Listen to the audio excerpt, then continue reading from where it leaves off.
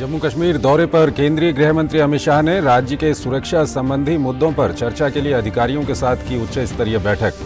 NIA को सौंपी गई राजौरी आतंकवादी हमले की जांच।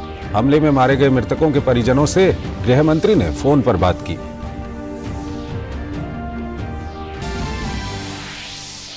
जोशीमठ को लेकर उत्तराखंड हाईकोर्ट ने सभी निर्माण कार्यों पर लगी रोक को सख्ती से लागू करने के दिए निर्देश। राहत और पुनर्वास के कार्यों को गति देने के लिए उत्तराखंड कैबिनेट की बैठक।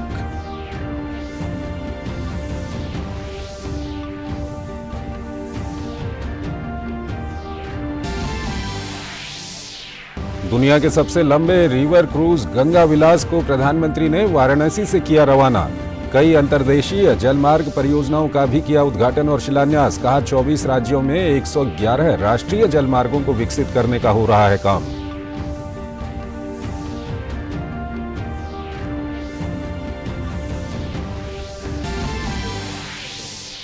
पंद्रह वर्ष की मुस्लिम लड़की की शादी को वैध ठहराने के पंजाब हरियाणा हाईकोर्ट के फैसले पर सुप्रीम कोर्ट का अंतरिम आदेश। कहा फैसले को मिसाल के तौर पर ना लें अदालतें।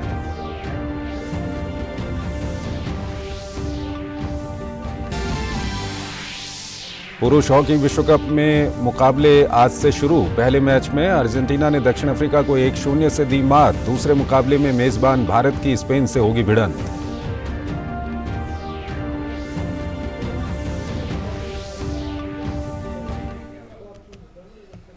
नमस्कार, डीडी न्यूज में आपका स्वागत है। मैं हूं चंद्रशेखर जोशी और आइए अब खबरें देखते हैं विस्तार से।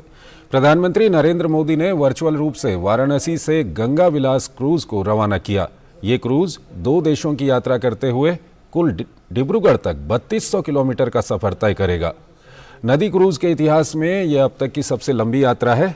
51 दिन की यात्रा में गंगा विलास क्रूज 50 से ज्यादा पर्यटक स्थलों से गुजरेगा।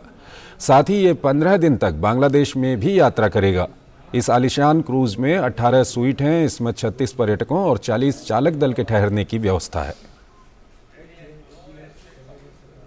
ये क्रूज 25 अलग अलग नदियां या नदी धाराओं से होकर गुजरेगी और जो लोग भारत के समृद्ध खान पान का अनुभव लेना चाहते हैं उनके लिए भी ये बेहतरीन अवसर है।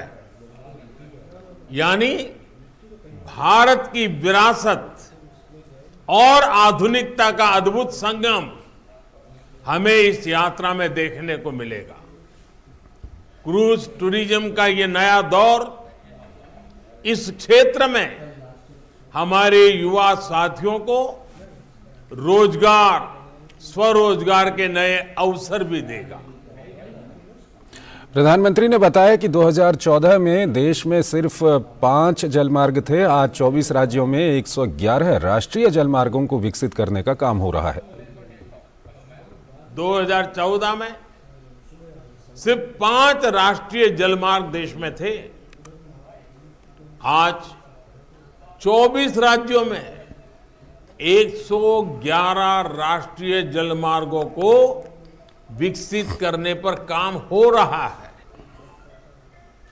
इनमें से लगभग 2 दर्जन जलमार्गों पर सेवाएं अभी चल रही है। 8 वर्ष पहले तक सिर्फ 30 लाख मैट्रिक टन कार्गो ही नदी जलमार्गों से ट्रांसपोर्ट होता था। आज ये कैपेसिटी 3 गुना से भी अधिक हो चुकी है।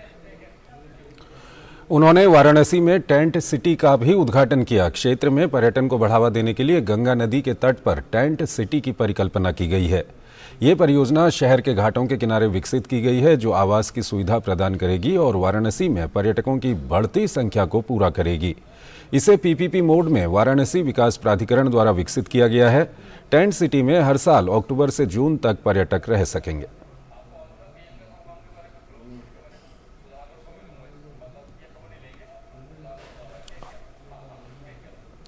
और जैसा कि आप जानते हैं कि भारत की मेज़बानी में voice of global south summit चल रही है और अभी कुछ ही देर में प्रधानमंत्री इस समिट को संबोधित करने वाले हैं। हमारे संवाददाता सुधाकर हमारे साथ मौजूद हैं, उनसे हम बातचीत करेंगे। सुधाकर, जब ये समिट शुरू हुई थी तब प्रधानमंत्री ने काफ़ी महत्वपूर्ण बातें इसमें कही थी कि किस तरह से जो विकासशील देश हैं उनको अपनी आवाज़ बुलंद करनी है आने वाले समय के लिए। प्रधानमंत्री ने कहा था कि एक पूरी शताब्दी निकल गई है इन देशों की दूसरे देशों के कब्जे से बाहर निकलने में, और आने वाली शताब्दी में आप सब मिलकर ये कोशिश करेंगे कि दुनिया में अपनी आवाज़ को बुलंद करें। अब जो अभी कुछ ही देर में प्रधानमंत्री का संबोधन होने वाला है, ये कितना महत्वपूर्ण है? निश्चित तौर पर चंद्रशेखर, देखिए 2 दिनों का ये सम्मेलन था और उसका समापन हो रहा है जिसमें पीएम मोदी का वक्तव्य होने वाला है। और निश्चित तौर पर अपनी तरह का कह सकते हैं ये पहला सम्मेलन है जिसमें 125 देश, दुनिया के जो विकासशील देश हैं, कई बार उनको जो विकसित देश है, गरीब देश भी कहते हैं, उनका ये सम्मेलन, और एक तरह से भारत ने उसका नेतृत्व किया है उस वक्त जब भारत को G20 की अध्यक्षता मिली है। और ये कहते हुए, क्योंकि प्रधानमंत्री ने भी खुद इसका जिक्र किया कि जो तमाम मंच हैं, बड़े मंच हैं, वहां पर विकासशील देशों की आवाज नहीं पहुंचती है, तो भारत उस आवाज को, उनकी मांगों को रखने की कोशिश करेगा। और उस लिहाज से भी ये पूरा सम्मेलन महत्वपूर्ण है। देखिए, सम्मेलन की पूरी बात करें तो आज भी 5 अलग अलग सत्र आयोजित किए गए हैं। कल को मिला लिया जाए तो 8 सत्र आयोजित किए गए, शिक्षा मंत्रियों का, स्वास्थ्य मंत्रियों का, ऊर्जा मंत्रियों का, इस तरह के जो तमाम जो ज्वलंत विषय हो सकते हैं, खासतौर से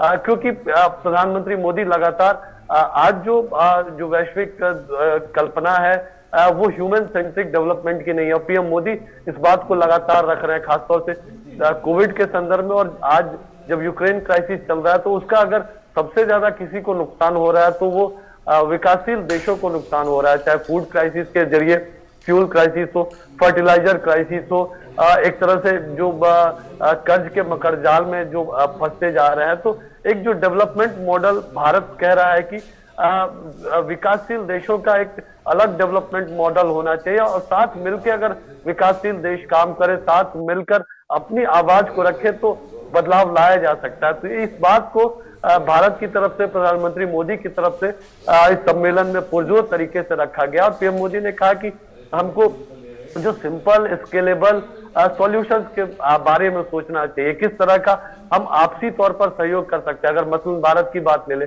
तो भारत ने जिस तरह से डिजिटल इनोवेशन के जरिए आम लोगों तक भारत पहुंचा है, चाहे डीबीटी की बात की जाए, जैम की का बात की जाए, आधार की बात की जाए, किस तरह से तकनीक के जरिए हमने देखा कि वैक्सीनेशन का जो पूरा प्रोसेस 220 करोड़ डोज लोगों तक पहुंचाया गया। तो भारत जैसे जो देश हैं वो अपनी क्षमता। सुधाकर, आपको रोकना चाहेंगे, हम सीधे दर्शकों को प्रधानमंत्री के संबोधन की ओर लिए चलते हैं।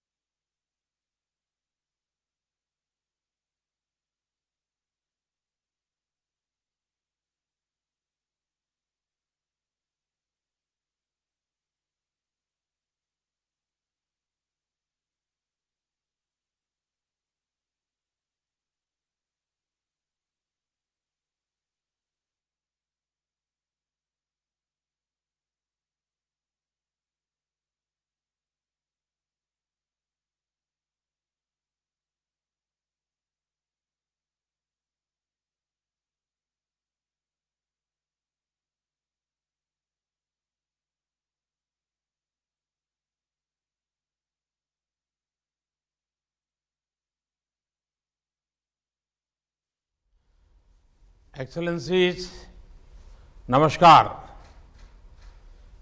I welcome you to the Voice of Global South Summit.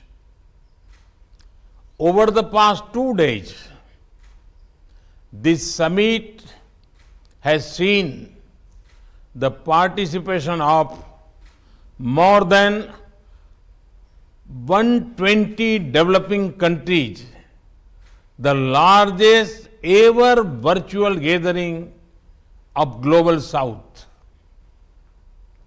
I am privileged to have your company in this concluding session. Excellencies, the last 3 years have been difficult, especially for us, developing nations. The challenges of the COVID pandemic, rising prices of fuel, fertilizer, and food grains, and increasing geopolitical tensions have impacted our development efforts. However, the start of a new year is a time for fresh hope. So let me first extend my good wishes to all of you for a happy, healthy, peaceful, secure, and successful 2023.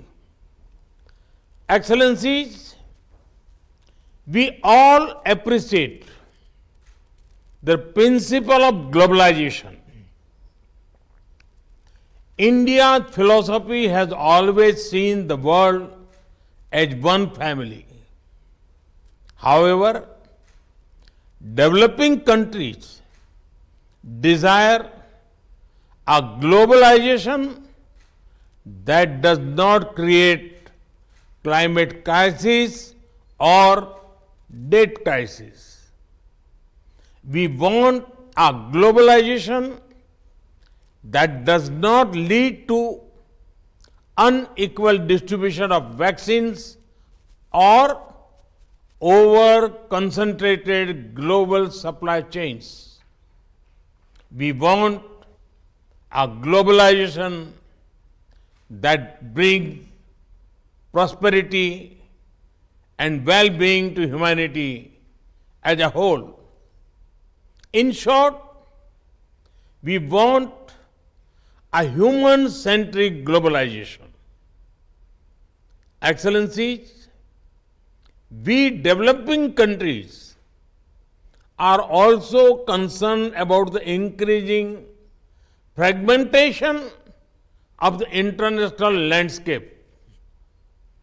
These geopolitical tensions distracts us from focusing on our development priorities. They cause sharp swings in international prices of food, fuel, fertilizer, and other commodities.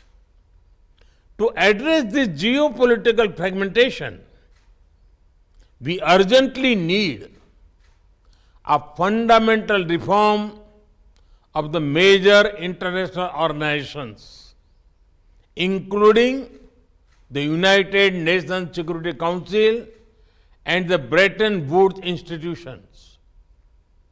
These reforms should focus on giving voice to the concerns of the developing world and reflect the realities of the 21st century. India's G20 presidency will attempt to voice the views of Global South on these important issues. Excellencies, in these development partnerships, India's approach has been consultative, outcome-oriented, demand-driven, people-centric, and respectful of the sovereignty of partner countries. I firmly believe that countries of Global South have a lot to learn from each other's development experiences. I am happy to announce that India will establish a Global South Center of Excellence.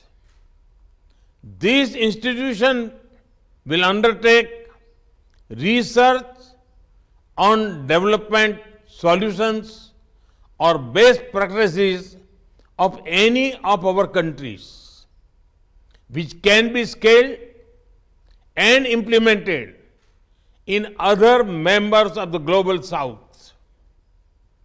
As an example, the digital public goods developed by India in fields like electronic payments, health, education, or e-governance can be useful for many other developing countries. India has also made great strides in areas like space technology and nuclear energy. We will launch a Global South Science and Technology Initiative to share our experience, to share our expertise with other developing nations. During the COVID pandemic, India's Vaccine Maitri initiative supplied made in India vaccines to over 100 nations. I would now like to announce a new Arogya Maitri project. Under this project, India will provide essential medical supplies to any developing country affected by natural disasters or humanitarian crises. Excellencies, for synergizing our diplomatic voice, I propose a Global South Young Diplomats Forum to connect youthful officers to our foreign ministries. India will also institute Global South scholarships for students from developing countries to pursue higher education in India. Excellencies, the theme of today's session is inspired by the ancient wisdom of India. A prayer from the Rig Veda, the oldest text known to humanity, says, Sangachhadvam Samvadadvam Samvo Manasi Janatam, which means let us come together, speak together, and may our minds be in harmony. Or in other words, unity of voice, unity of purpose. In this spirit, I look forward to listening to your views and suggestions. Thank you.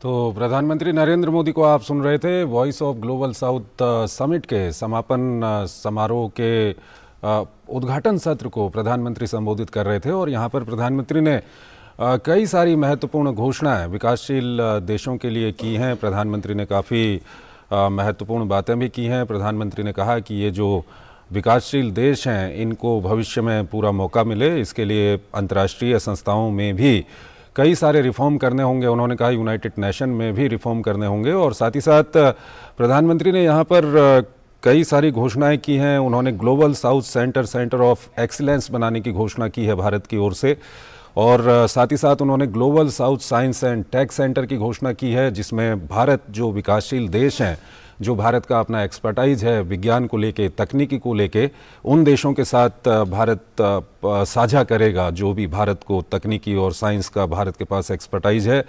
और साथ ही साथ प्रधानमंत्री की ओर से एक जो महत्वपूर्ण घोषणा की गई है वो है आरोग्य मैत्री प्रोजेक्ट की। प्रधानमंत्री ने घोषणा की है इन देशों के लिए आरोग्य मैत्री प्रोजेक्ट की।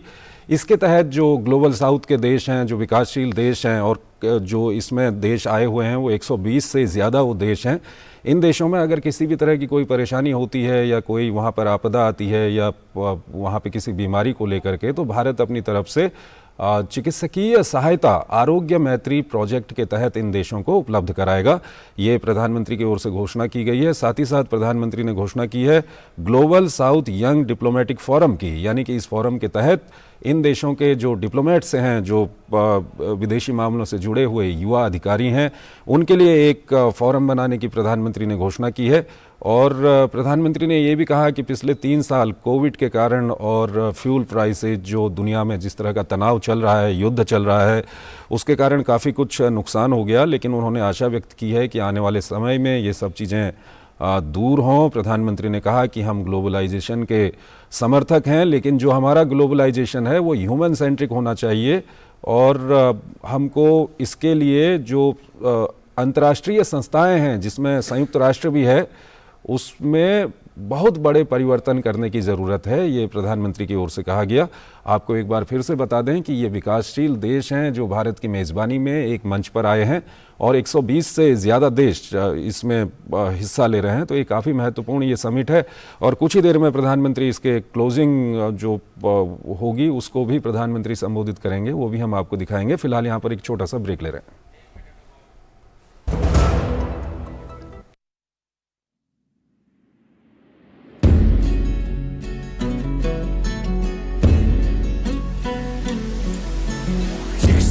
Yomos lamon pe spartaldan pe gyal kapi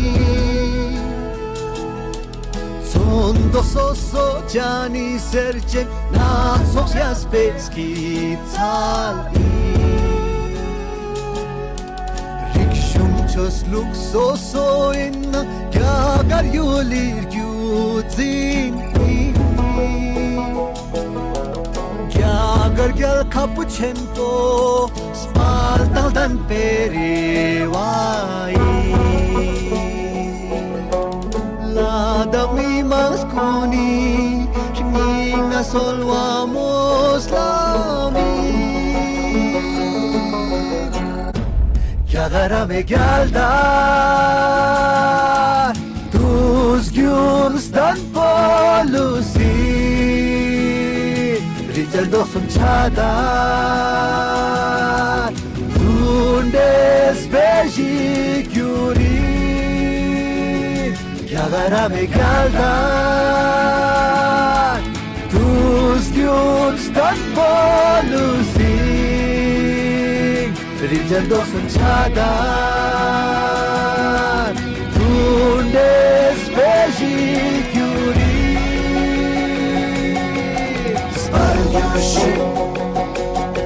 Yagar sparak yurshi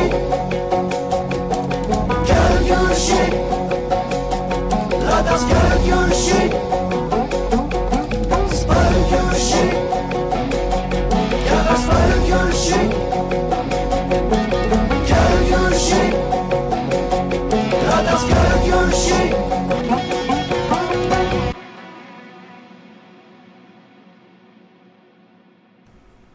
अपने स्टेम के ज्ञान की कर लो तेज धार। भारत की सबसे बड़ी स्टेम क्विज में हिस्सा लेकर आपको मिलेगा 2 करोड़ रुपयों तक के पुरस्कार जीतने का मौका। यह अवसर आया है प्रतिष्ठित संस्थानों में भ्रमण का मौका लेकर। कक्षा 9 से कक्षा 12 तक के छात्र 16 जनवरी से पहले stemquiz.gujarat.gov.in पर निशुल्क पंजीकरण करें। गुजरात स्टेम क्विज 2.0, नई पीढ़ी का नया सफर।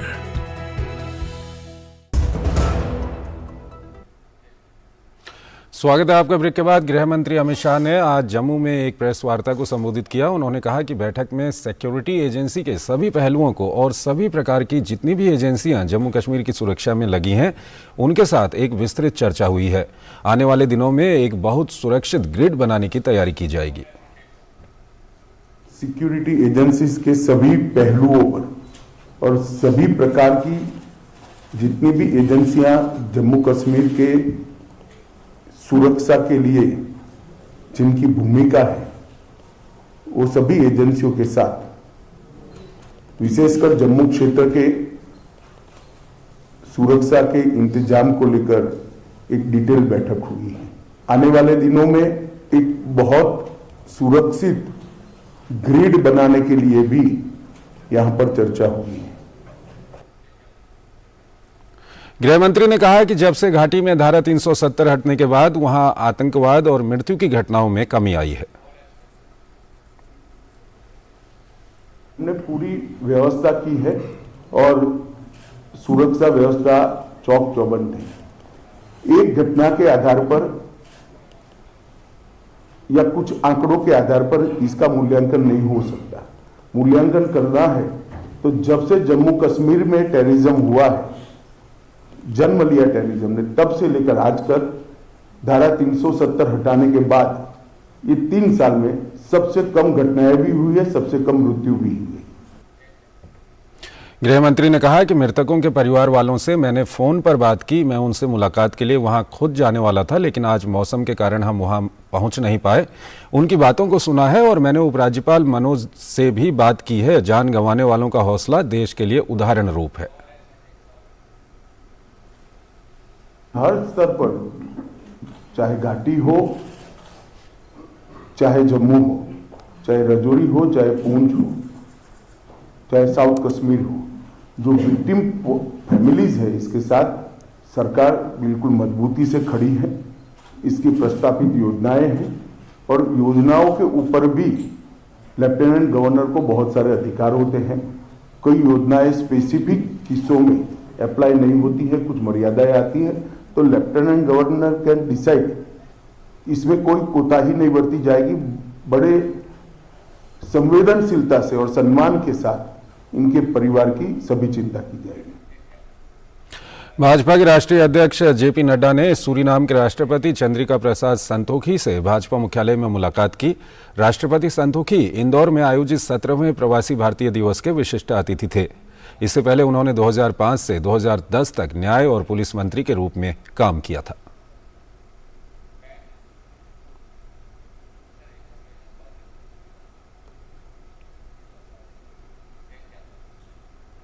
केंद्रीय पेट्रोलियम और प्राकृतिक गैस मंत्री हरदीप पुरी ने ग्रेटर नोएडा में auto expo the motor show 2023 में एथेनॉल पैवेलियन का उद्घाटन किया। केंद्रीय मंत्री ने कहा कि भारत 2025 तक पेट्रोल में 20% एथेनॉल मिश्रण का लक्ष्य हासिल कर लेगा। देखते हैं धीरज कुमार की इस खास रिपोर्ट को। भारतीय परिवहन क्षेत्र की 80% ऊर्जा जरूरत पेट्रोल डीजल जैसे जीवाश्म पर निर्भर है। भारत की ये जरूरतें इथेनॉल के जरिए हासिल हो सकती है। ग्रेटर नोएडा में auto expo the motor show 2023 में इथेनॉल पैवेलियन का उद्घाटन करते हुए केंद्रीय पेट्रोलियम और प्राकृतिक गैस मंत्री हरदीप सिंह पुरी ने ये बातें कही। केंद्रीय मंत्री ने कहा कि भारत साल 2025 तक पेट्रोल में 20% इथेनॉल मिश्रण का लक्ष्य हासिल कर लेगा। हमारे देश ने 10% इथेनॉल ब्लेंडिंग हम कर चुके हैं, जो हमारे पेट्रोल में ऑलरेडी मिल रहा है देश भर में। इस एग्जीबिशन का मकसद ये है कि अभी हम जो 20% जो हमारे प्रधानमंत्री जी ने टारगेट दिया है 2025 का, तो वो 20% हम कैसे अचीव करेंगे, उसका एक रोड मैप यहाँ से शुरू होता है। साल 2013-14 में पेट्रोल में एथेनॉल का मिश्रण 1.53% था, जो 2022 में 10% हो गया। सरकार देश में 5 दूसरी पीढ़ी 2G इथेनॉल बायो रिफाइनरी स्थापित कर रही है। ये बायो रिफाइनरी ईंधन की आपूर्ति में मददगार साबित होगी। जो कि हमारा इथेनॉल है वो 100% भारतीय है, मेड इन इंडिया। आपके खेत से गन्ना निकलेगा, आपके खेत से चावल, अनाज, जो भी सरप्लस है वो निकलेगा। सरप्लस मिल में जाके इथेनॉल बन के हमारे को सप्लाई होगा। हम आपको बढ़िया ऑटोमेशन से मिक्स करके आपको प्राप्त कराएंगे। परिवहन क्षेत्र 90% कार्बन उत्सर्जन के लिए जिम्मेदार है। इसे ईंधन के रूप में इथेनॉल के उपयोग से घटाया जा सकता है। इथेनॉल चावल, मक्का और गन्ने जैसे खाद्यान्नों से उत्पन्न होता है। इसके अलावा बांस और पुआल से भी इथेनॉल निर्माण में सहायक होते हैं। हम लोग इसके अलग अलग प्लांट्स लगा रहे हैं जिसमें इथेनॉल आपके ग्रेन से भी बनेगा और पराली से भी बनेगा, और वो जो एंड प्रोडक्ट इथेनॉल है अल्टीमेटली पेट्रोल के साथ ब्लेंड होगा और हमारे BPCL, IOCL, HPCL के रिटेल आउटलेट्स थ्रू डिस्ट्रीब्यूट होगा। विश्व का पहला टेक्नोलॉजी है जहां बैम्बो मतलब यहाँ हम लोग बांह बोलते हैं, बांह से इथेनॉल प्रोडक्शन करेगा और वही इथेनॉल हम लोग पेट्रोल में ब्लेंड करेगा। इथेनॉल हाइड्रोकार्बन के उत्सर्जन को भी कम करता है, इसलिए पेट्रोलियम मंत्रालय ई फ्यूल को बढ़ावा दे रही है। कार्बन उत्सर्जन को कम करना पूरी दुनिया के लिए एक चुनौती है। हालांकि भारत इस दिशा में एक कारगर भूमिका में है, जहां आप देख सकते हैं कि ऑटो एक्सपो 2023 में एक एथेनॉल पवेलियन तैयार किया गया है और इस पवेलियन का ये मकसद है कि पेट्रोल में जो एथेनॉल की मात्रा को बढ़ाई जाए और जहां तक सरकार ने ये लक्ष्य रखा है कि साल 2025 तक पेट्रोल में 20% तक एथेनॉल की मात्रा को बढ़ाया जाएगा। कैमरामैन MA खान के साथ Dheeraj Kumar, DD news, greater Noida. तो इस बुलेटिन में फिलहाल इतना ही। आप बने रहिए DD न्यूज़ के साथ। नमस्कार।